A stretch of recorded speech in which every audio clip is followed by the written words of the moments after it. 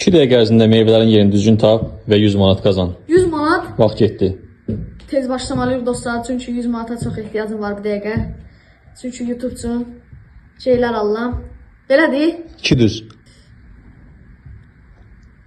2 düz. 2 düz. 2 buradadsa, 2 buradadsa. Səhv. Sevgili dostlar, bu anda abone ol, like atmayı unutmayın. 2 düz. 2 düz, onunla bunlardan biri. Səhv. Yeni yere koydum. Səhv. Düzdür, ayda. Səhv. Səhv. Okula ihtiyacım var, Tunar. Toparlan. Səhv. Ve Səhv. hamısını yerini karıştırdım ha. Səhv. Bence budur. Səhv. Düz yok bir kardeş. Səhv. Bir düz.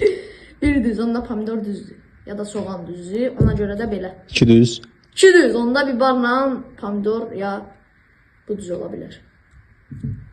4 düz. 3 düz. 3 düz. 4 düz. 3 düz. Ona tam oluyor bu. Az sert ki. 4 düz. 4 düz. Onda biber sert. 3 düz.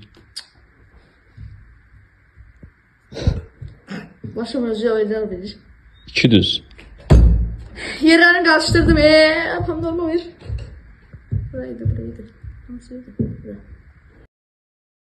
2 düz. 4 düzden şey yaptım. 9 saniye. 8. Bu ne? 7. Bu değil. 3 düz. 4 düz. 3 düz. Vaxt bitdi.